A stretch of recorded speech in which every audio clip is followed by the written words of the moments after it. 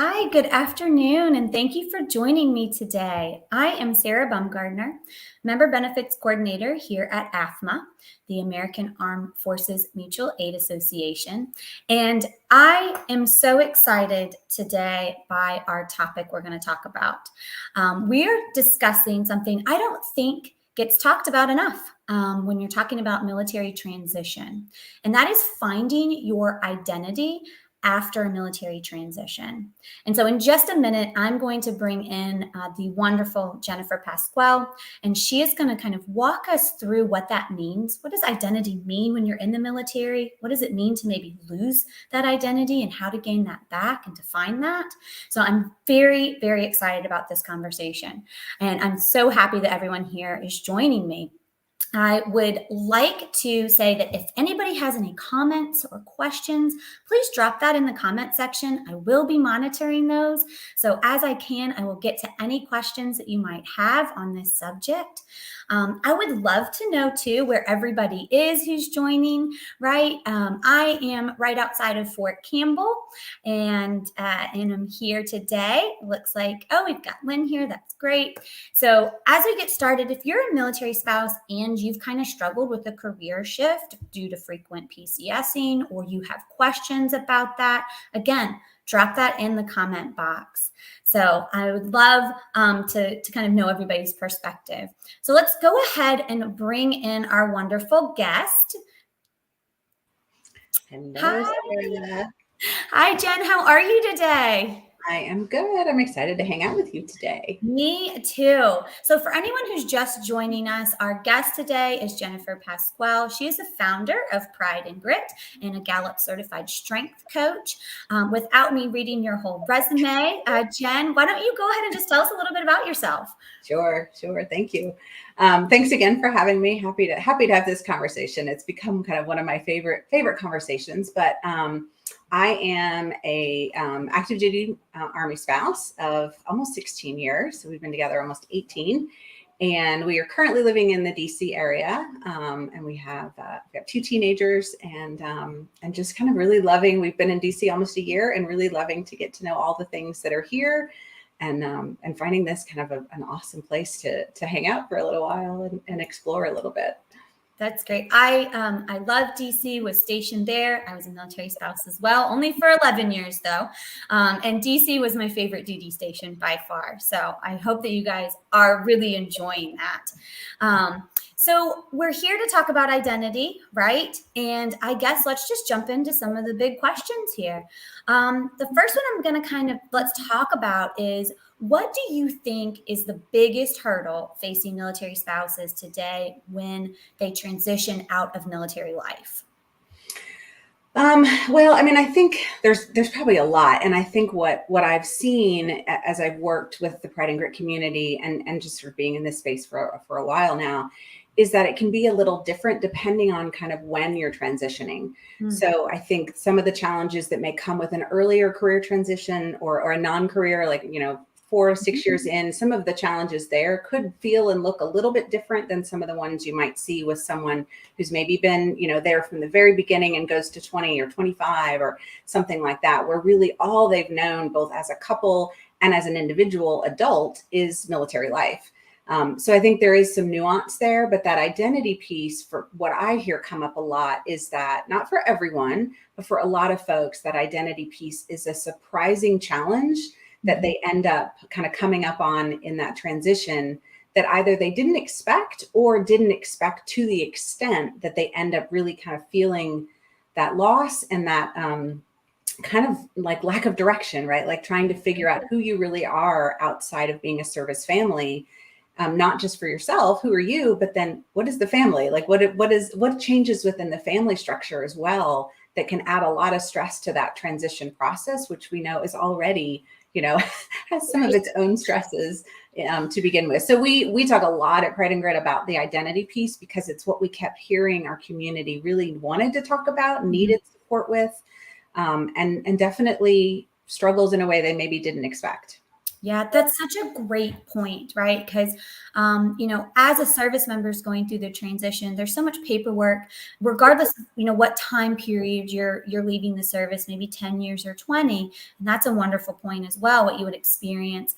But, you focus so much on kind of financially what's going to happen and benefits and things like that, that maybe we forget a little bit about we've been in this whole community for so long. So I think that's a really, really great point to make. I remember hearing another military spouse say, I didn't realize, but all those voluntold or volunteered events we had to go to, the mandatory cookouts and the mandatory things, you don't realize that that becomes kind of your livelihood. And then you have to do that on your own, right? And how do we do that? So it's such a big point, and I'm so glad that the conversation's getting started. Do you think that it's something people get maybe a little shy to talk about? I think yes, and I think part of it is exactly what you said, which is that often, at least for what I can remember, the transition conversation is much more sort of tactical, right? It's what are the boxes I need to check to be prepared, whether it's, for finance or just sort of the logistics, where to move, how, what job to take next, what's the next pivot going to look like. There's all those sort of logistical pieces, but the human side of transition is, I think, the piece that doesn't get talked about as much. And it's hard to know whether that is because folks don't feel comfortable or it's just such a surprise to them that they're not really sure where to start. I think, the community piece is really important. And I think the more folks can surround themselves with others that are in a season of transition, they're going to hear that like what they're experiencing is not novel, right? Other people are going through the same thing. They're having some of the same challenges. And I think that normalization of that whole experience becomes really powerful and really important to help folks kind of own it and then figure out, okay, what do I need to do to move through it? Yeah, that's a great thing that you said, that you have to own it in order to move through it, right? So when we're talking about this and people are going through this transition, especially military spouses, and what does that family now look like? Where are we going to go? How's this going to work as a family dynamic or military spouse? What are some resources out there? There's some tangible places people can go to actually say, oh, I can find help here. Well, and I think it comes down to kind of figuring out what is the kind of support that you need, because what I see in the transition space is there is no shortage of resources, right? But aligning to the ones that really fit the need that you have is where the challenge is, and finding the ones that are going to really help propel you. So whether that's a career pivot, and so you're leaning into, like Hire Our Heroes or Hire Heroes USA to help you kind of figure out what that career pivot looks like. So there's those. I think on the identity front, I know particularly for service members, but for spouses as well, the Leader Transition Institute seems to do a really great job with helping support that kind of mental shift from, being in a service family and being a service member into now looking at what do I want when no one's telling me what I have to do, right? What is that? Because that can be, I think, overwhelming. So I think trying to help find some kind of comfort in that overwhelm is valuable. And so I know they do a great job with that. The Commit Foundation, I know, does a great job with helping service members, and I believe they have some spouse programming as well. So there's definitely some nonprofits that are in the space trying to really help folks kind of lean into that a little bit and do it early. I think one of the things that I've learned through just listening to our community is sometimes you think you have all the time in the world, right? And whether it's an unexpected, separation or a medical retirement, or it's just that life is so busy at the end of a career that you don't take the time to invest in these conversations earlier. And so then you're kind of forced to do all the hard stuff at once. And so I think from a resourcing standpoint, what we really encourage is for spouses in particular. There's only so much I think the service members could do, but for spouses in particular, start your journey early, right? Start thinking several years out. What is this going to look like? And what resources are going to help me 3 years out versus 2 years out versus like in those final months to help me get where I need to be. So A couple other favorites that I'll mention, which folks probably know about, but Vets to Industry is another one that I really love for just helping connect both spouses and service members with mentors and just opportunities and just exposure. What I love about their events is that you just start to learn what other people have their hands in, and it's like, wow, these are, sometimes you forget how many options there are.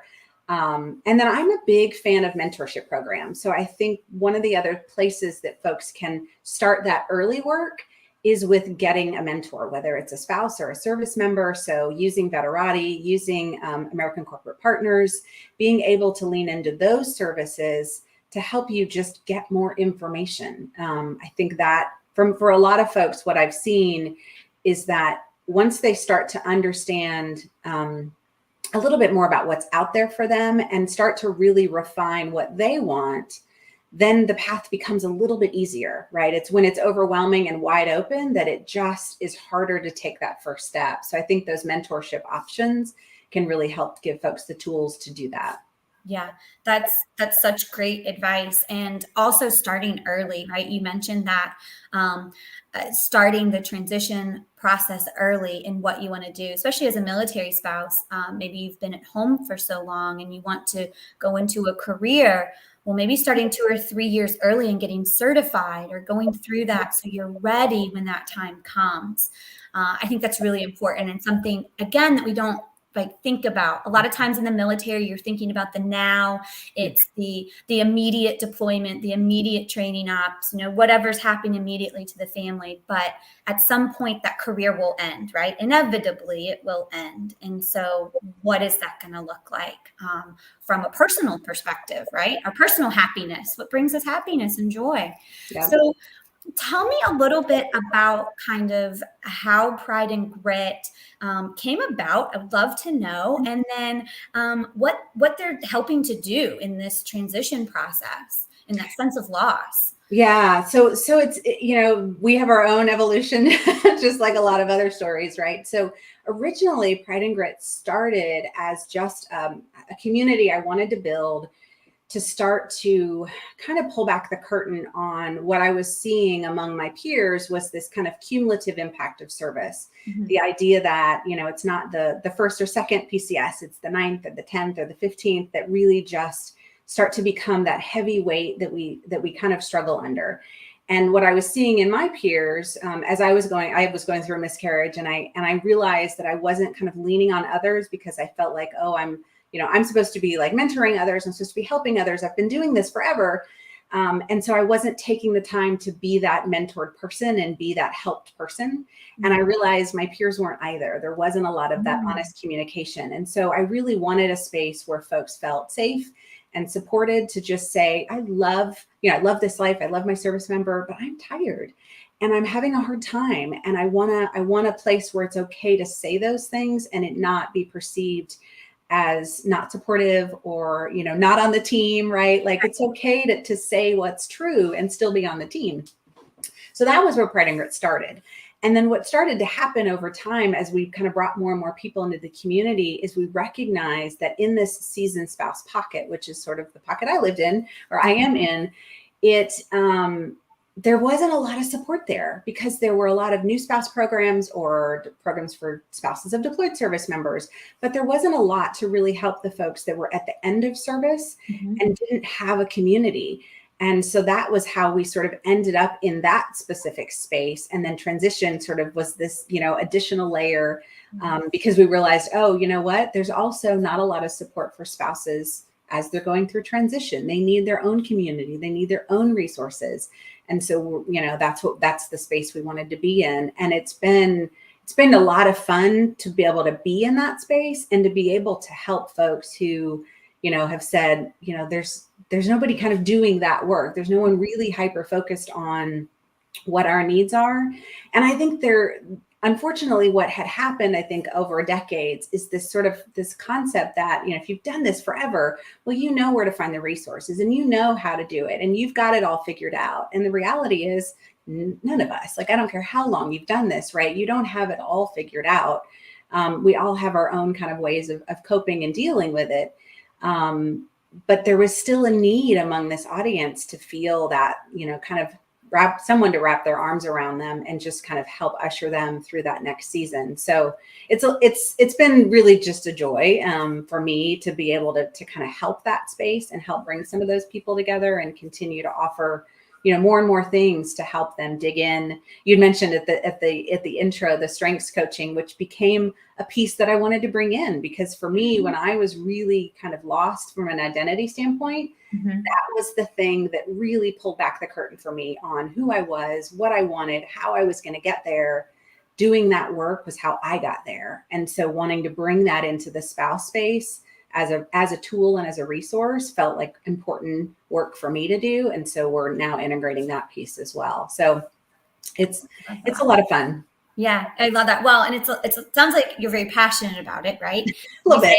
When we're passionate about things, we tend to want to do them very well, and we tend to want to make everybody else passionate about them, which you completely can feel that from you, which is wonderful. And I think, you said a lot about kind of, sometimes we forget that maybe we have to look inward, right? We have to look inside of ourselves as not just a military spouse, but as like, who am I, in order to then move to the next step of, well, how does this all work together, right? How are we how am I going to be myself, but also this, and wear all the 10 hats, right?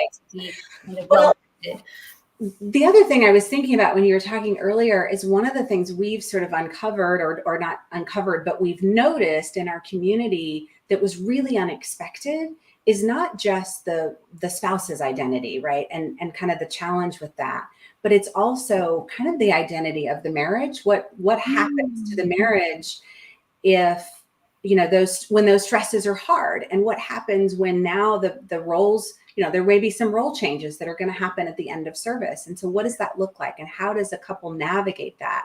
Those are some points of stress that couples will go through. We were really surprised in a couple of our surveys how many folks mentioned their concerns about how their kids are transitioning, that their kids have grown up in this life, and this is what they know. This is part of their identity too. And I guess maybe surprising to me, it didn't occur to me that our military kids, in my mind, it's like, I'm sure they can't wait until they're not moving and they're not, adjusting and they're not having to kind of do all these things. But actually the opposite seems to be what our data shows, is that military kids do struggle with the same things that their service member parent and their other parent is struggling with, in terms of, well, who am I without this bubble that I've been in for so long?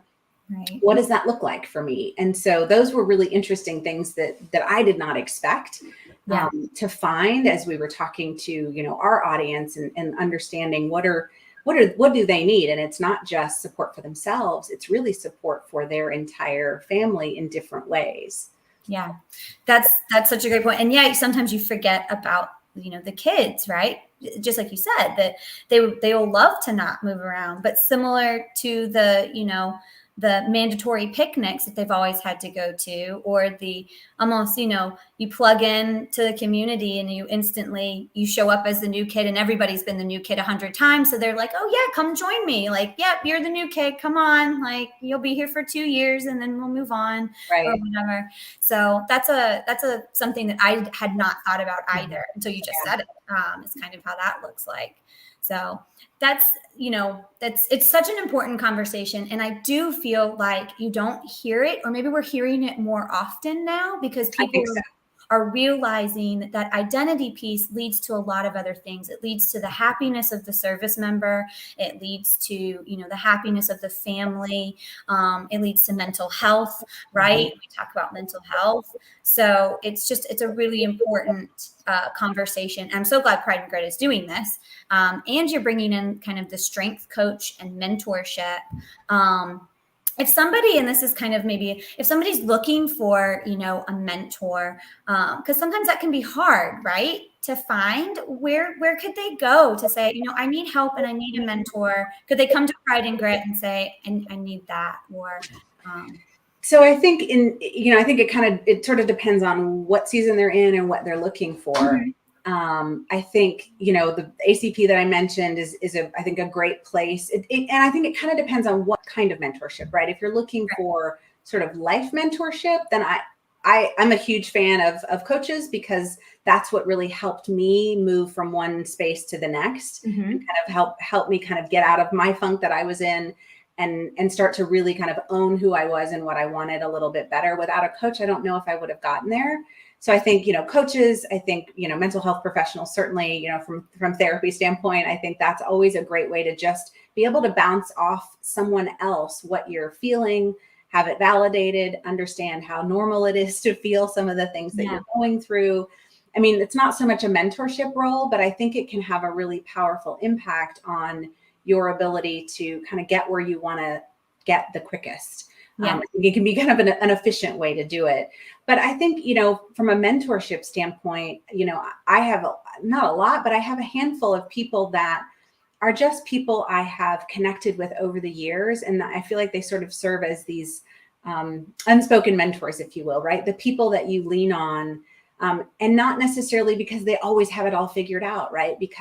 But instead, because they're approachable, they want to help, they'll be honest with you about kind of what their own struggles have been. I mean, those are the people that for me become really important as part of my community. When I'm ever in kind of a season of transition and a place where I feel like that's something I need to be able to fall back on. Yeah, that's great. So I guess as we kind of think, we kind of walk through the iteration, right, of this transition, and I really like how you talk about that there's so much for, as you're joining the service, there's all these new programs, right, to get in and to get involved. But then as you go through and you're kind of in the muck of it and you're kind of towards maybe the end of it, that there's now, right, places and platforms for people to go to say, I'm not alone. This is okay to feel this way. I still take pride in what I'm doing, but this is hard. So what would be kind of a key takeaway for the audience when you start the transition process? I think gosh, there's so many, but I think the biggest one that I see have the biggest impact is who you're surrounding yourself with. So making sure that you are building a community of folks that understand what that season looks and feels like, and can really help usher you through that, I think is really important. It is, the identity loss is there, but that community loss is really significant for a lot of folks. And so starting early at really building your own community, so you've got some folks that you can lean on, I think is going to be incredibly important.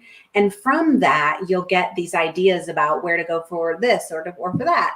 So I think it can also be the place where you get ideas about other tools you can access to try to, help ensure you approach that whole season as strong as possible. I think one of the things that we've talked about at Pride and Grit is that we really want families to be able to approach transition from a place of, of confidence and strength and clarity, and not what we often see, which is sort of like falling across that line in the sand, like, oh, we made it, like we survived, surviving is not, isn't the goal, right? I really want spouses and families to be able to approach that transition from a stronger place where they feel a little bit more confident about what lies ahead, because they've got that confidence in themselves and in where they're going and in the path that they want for, themselves and their family.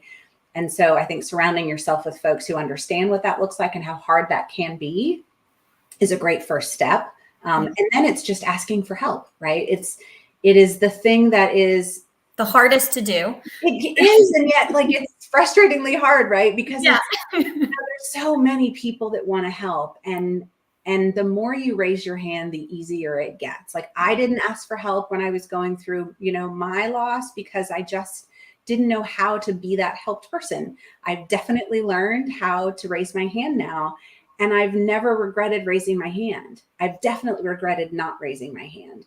And so it's hard, but it's not. Like, if you just lower the expectations a bit and don't expect that other person's going to solve everything for you, right? But that you're just owning where you are, like, then maybe it's a little easier. But I think raising your hand is the most important thing when you just feel like that overwhelm is coming and you don't know where to start. Yeah, That's the perfect takeaway. I couldn't have said it better. Is that, you just have to ask for help. You have to make the initiative, raise your hand, reach out to resources, right? Like Pride and Grit, and all the ones that you've named, and start there. Start the journey early and start that transition. Absolutely. Well, I have absolutely loved this conversation. It's been so refreshing to talk about kind of the intelligence. And we had somebody say that they use their emotional intelligence and mindfulness to find purpose and happiness. And I really like that. I like that, we have to take responsibility, right? And we have to figure out and know, what our why is and why are we doing this in order to move forward. So I just thank you so much for joining in this conversation today, for talking with the audience. Hopefully it sparked somebody to raise their hand, right? For them to say, you know what, I'm a year out or I'm 2 years out and I don't know what's going to happen and I feel uncertain. So let me, raise my hand and help, ask for help. And if that's the case, you can find, you can find Jennifer on LinkedIn, Jennifer Pasquale on LinkedIn, and Pride and Grit, your organization. So thank you again for joining me today, Jen. Thanks, Sarah. It was a pleasure. Yeah, it was great. And I'd like to thank everyone in the audience for joining today. We'll see you here in a few weeks for our next live session. So stay tuned for that. And we look forward to the next opportunity to help serve the military community. So with that, we will close out and have a wonderful rest of your day, everyone. Bye.